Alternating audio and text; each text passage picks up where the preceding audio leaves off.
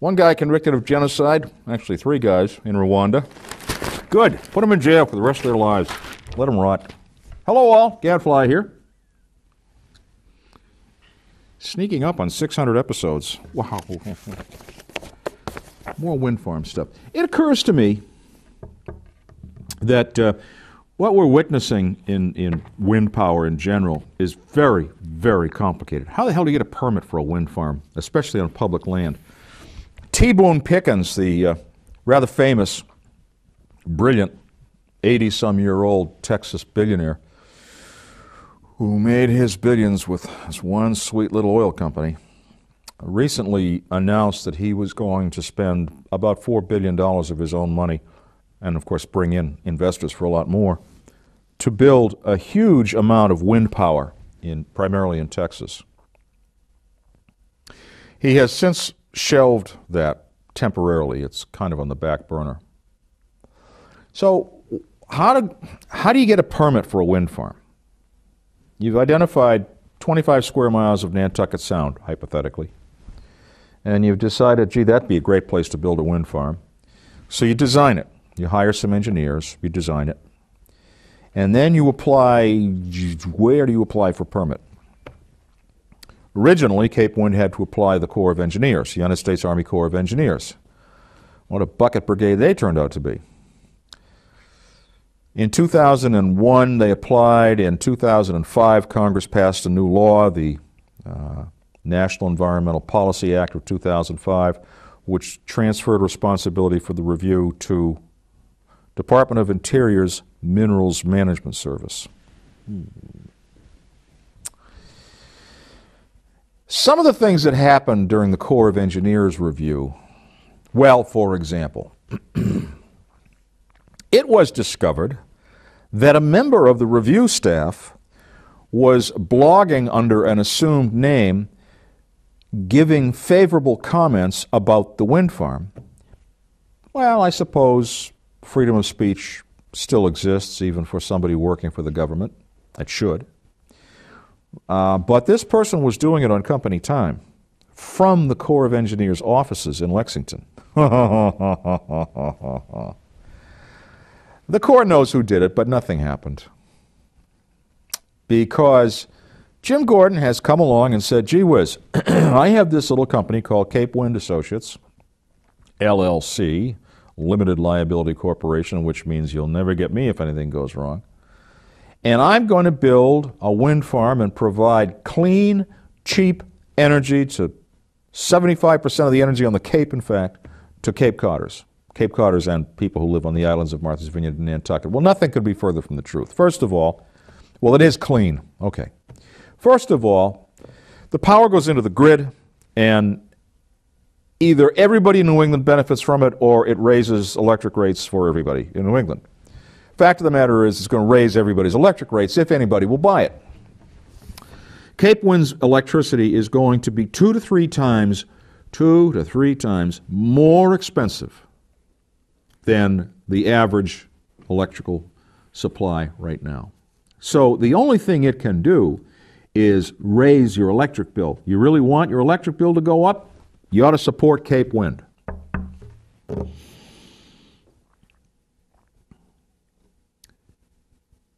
In August of 2005, when this bill was signed by this worst president in history, the Minerals Management Service, by law, in this bill, were given 9 months, 270 days, or March, roughly, of 2006, as a deadline, to promulgate and issue rules. Those rules would be, how do you conduct a review for an offshore wind farm? What steps are necessary? What information do you need?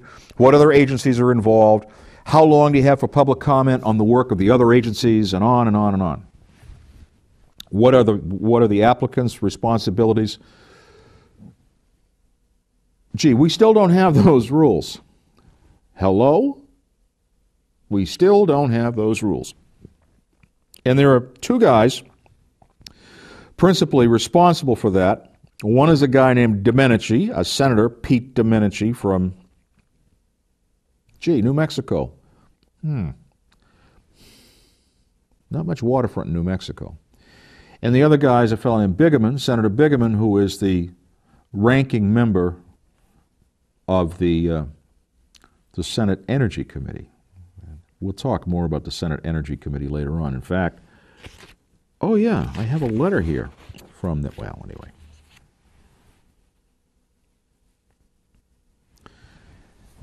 If I were Shell Oil, if I were ExxonMobil, if I were Royal Dutch Shell, if I were anybody in the business of exploring for oil and gas, since some people in that business seem to think that there are still substantial reserves to be found offshore, in among the 18 million acres of offshore that the Minerals Management Service has oversight for. If I were in that business, I would have my lawyers, my engineers, my environmental consultants, my senior staff, I would have them all read the story of the review of the Cape Wind project as it has been conducted by the Minerals Management Service, and then I would submit a very simple document to Minerals Management Service with my application, and I'd say, I want the same deal that they got over at Cape Wind. I want you to ignore major environmental concerns. I want you to rewrite science. I don't want you to study whether we're going to present a problem to the Coast Guard, to fishermen, pleasure boaters, and commercial mariners. I don't want to hear about radar. I don't want to hear about cost. I don't want to hear about the damage we'll do to the bottom, preparing the bottom for our drilling rigs and then for our platforms when we do hit gas and oil. I just don't want to hear it. I want you to avoid public comment at every possible opportunity.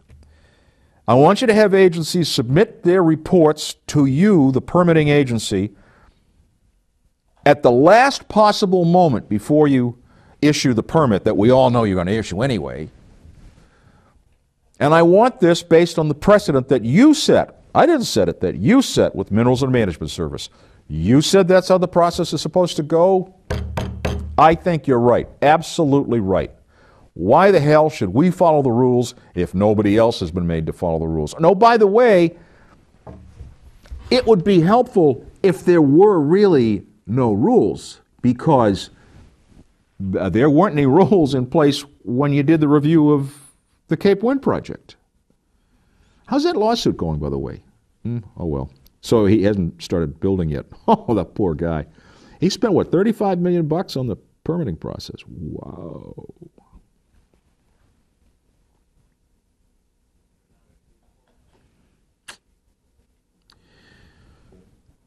What can I tell you? Here's the extent of the corruption, and it is corruption. I'm not saying anyone's getting paid off. You can be corrupt and you can be stupid to the point of being corrupt. That radar study we talked about in the last program, one of the things that the Coast Guard told their consultant was that the consultant should not place the navigation buoys that exist or might exist, because there are quite a few out there now in Nantucket Sound, in the radar study. Why? I mean, if you're going to eliminate the buoys, why not eliminate every other turbine, half the turbines? But eliminate all of them. And just show a beautiful, clear radar image of the three boats in each of the four scenarios.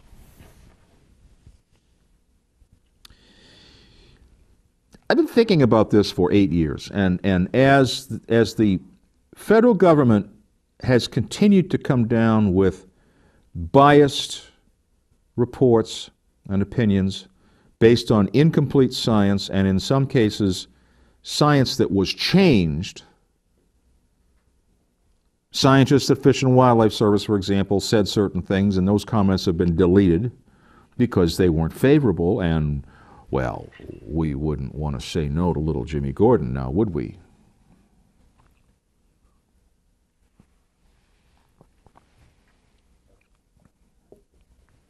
I found something interesting on the web. Oh, I love Google. I found a conference held in 1998 by the Rural Sociology Society. Now, you might say, oh, geez, rural sociology. Ooh. Turns out to be a very powerful organization. And Rodney Cluck, Ph.D., who is the project manager at MMS for the Cape Wind Review, is a member. In fact, over the years, he has presented some papers at functions of the Rural Sociology Society. And he presented one in which he wrote compellingly, he and his 2 or 3 co-authors wrote compellingly, of the gradual decline of the influence that Eastern urban folks have in environmental siting decisions. In other words, there are people in rural America who are justifiably angry. They feel that they're the places, they live in the places where the hazardous waste gets dumped. They live in the places where the mountaintops are literally blown apart for coal mining. They live in the places where the oil fields are built, where the gas fields are built. They live in the places where a lot of heavy industry has been located now out of the cities. And they have been the victims of industrial rape and pillage. So, what they're going to do is to form a coalition of groups such as the Conservation Law Foundation, the Sierra Club, the Union of Concerned Scientists, funded by people like the Ford Foundation. This is all, you can check it all out. And they're going to break the back of those powerful Eastern urban influences who don't want things such as, a wind farm built in Nantucket Sound. Has nothing to do with whether the project is a good idea or not. Has nothing to do with the fact that deep water is where you can make money, where you can produce reliable and more costly but acceptably priced electricity. Has nothing to do with that. Has to do with the fact that you got a bunch of people who are saying, we're going to break the back of NIMBY. Not in my backyard, NIMBY. Oh, really? Really? Now consider. We on the Cape have heard time and time again that a poll was taken here and there was a non-binding referendum there, and 86% of the people are in favor of Cape Wind, and we hear how people in Lexington and Wellesley and Belmont just can't understand why we're objecting to this project, because after all, it's going to provide us 75% of our electricity from a clean, reliable, and cheap source. Well, it's neither reliable nor cheap. Think about this. Just think about it. Before you throw your port at the television set, if you live in Lexington and you want to paint your house, well, you might as well try to get a permit for a wind farm. You want to talk about NIMBY? Not in my backyard, not even in your backyard can you do what you want to do. Not even in your front yard. I would love to live in Lexington on a couple of acres of land, or Concord, where you have to have a couple of acres if that's the zoning. And I say, well, an acre it's big. It's 44,000 square feet. It's 220 feet on each side if it's a square. So I want to put up a wind turbine because I'm committed to clean, renewable energy. I want to do my part along with Fat Al Gore with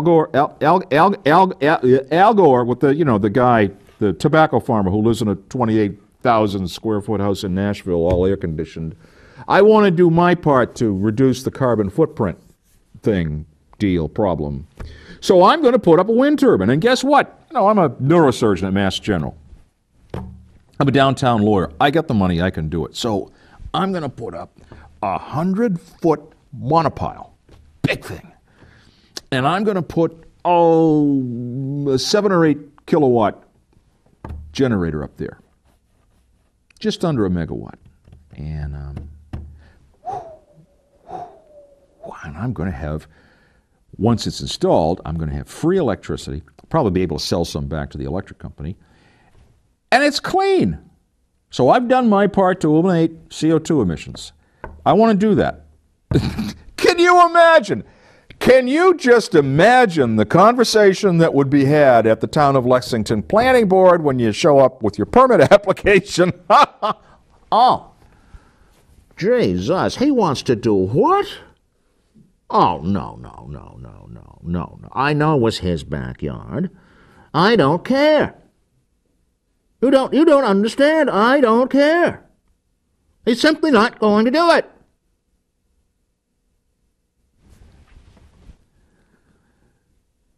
Is this same guy one of the people in the 86% who just do not understand what people on the Cape can be thinking?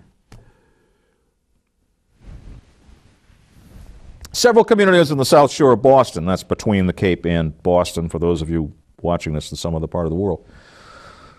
Pretty affluent communities. They were offered the opportunity at the recent election to vote on a non-binding question of, do you support renewable energy and Cape Wind? Nice trick. Nice trick. Orchestrated by a little gang called the Civil Society, or the Gang for Civil Society, whatever. You know, this is like the law school joke about you ask somebody on the witness stand, have you stopped beating your wife? Well, if the judge insists that you answer it yes or no, if you say yes, that means you used to beat your wife, and if you say no, it means you're still beating your wife. So they didn't, the question was not, do you support Cape Wind? That's it, that's all. Or, do you understand why some people oppose Cape Wind? That's all. No. And the question wasn't, do you support renewable energy? Period. Nothing else. Just, do you support renewable energy? Wasn't even asked, do you support wind energy? No, it was, do you support renewable energy and Cape Wind? So, if you support Cape Wind, you kind of had to vote for both. And if you support renewable energy, you kind of had to vote for Cape Wind. That didn't seem to get much press, but the 86% who overwhelmingly support Cape Wind, you know. Ow, they talk about a sick headache. And people talk about wind power. It's like talking about automobiles. Well, what is it? Is it a Bentley? Is it a Volkswagen? Is it a Toyota? Is it a Ferrari? Is it a Ford? What is it? Wind power is in different parts. You have commercial wind power, and then you have, well, dedicated wind power. For example, the wind turbine at the Massachusetts Maritime Academy, which is dedicated to their use. It produces a commercial quantity of wind power, of electricity, but it's not really commercial wind power. Then you have, I call it discrete wind power, individual turbines and devices for people's homes and businesses.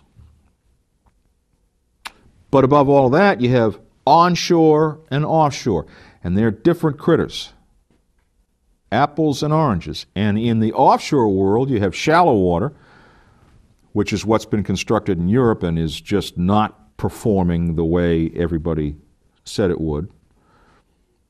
And you have deep water. There are no deep water commercial installations yet, other than the trial installations, which are apparently very successful by the Dutch company Blue H. So we're expected to give up the middle of Nantucket Sound to show you what a creep this developer is.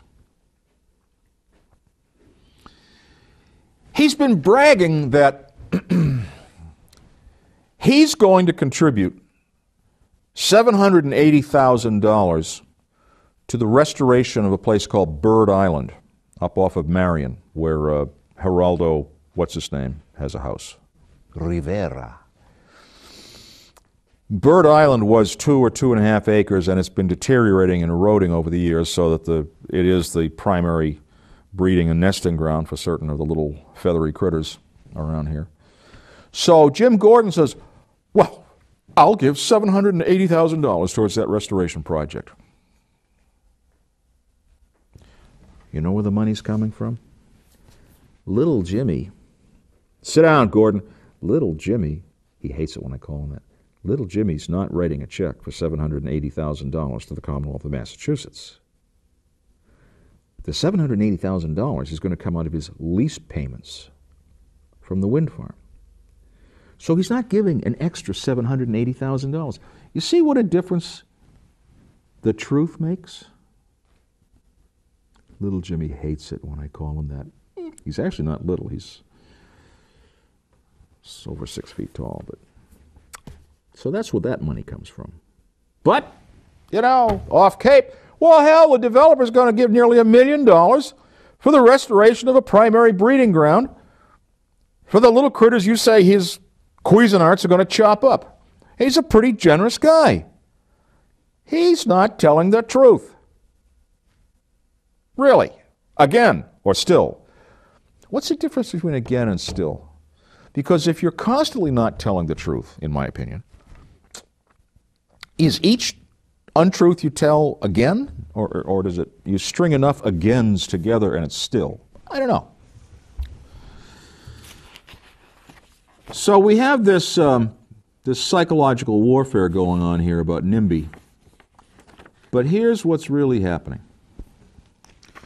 Oh, my goodness. To the Honorable Dirk Kempthorne, Secretary, United States Department of the Interior, 1849 C Street, Northwest, Washington, D.C. And, same letter going to the Honorable Randall Luthi, Director, Minerals Management Service, U.S. Department of the Interior. It has come to our attention that there is some confusion as to the permitting process for the renewable energy resources on the Outer Continental Shelf, OCS, particularly in regard to the development in Nantucket Sound commonly known as the Cape Wind Project.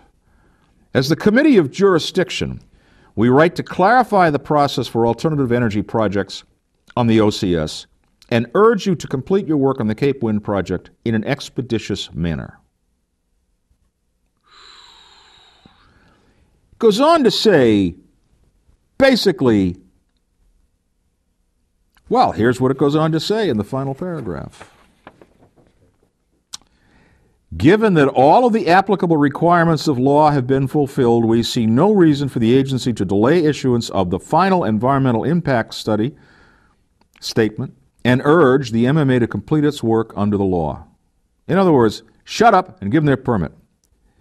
Signed, Jeff Bingaman, Ranking Member, Pete V. Domenici, Senator, Chairman.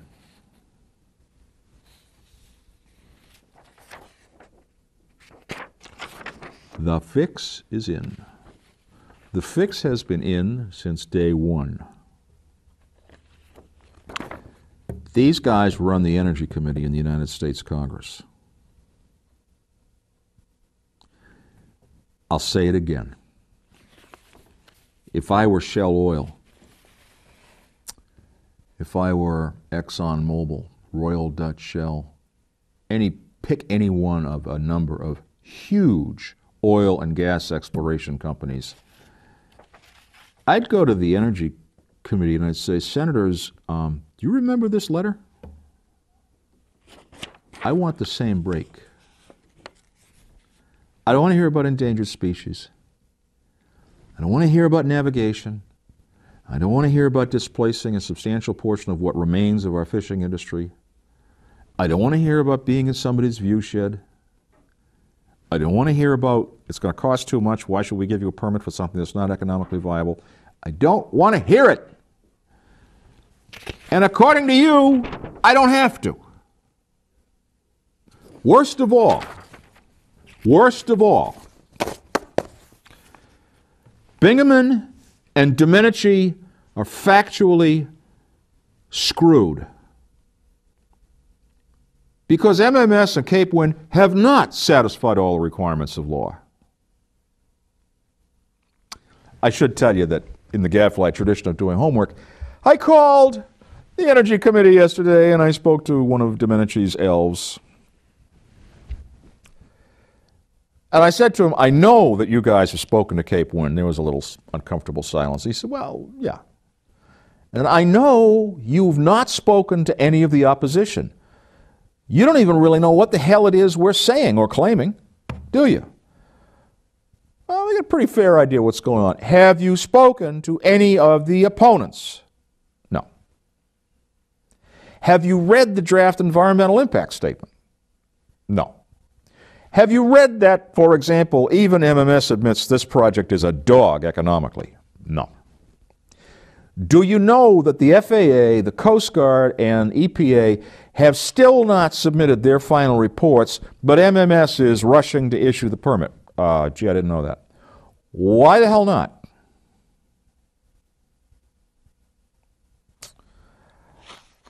I might just make, I don't know, a dozen copies of this and write a cute little note and send a copy of this to the CEOs of each of the, say, dozen largest oil and gas exploration outfits in the world and say, you know, it seems to me that there's a pretty good precedent here.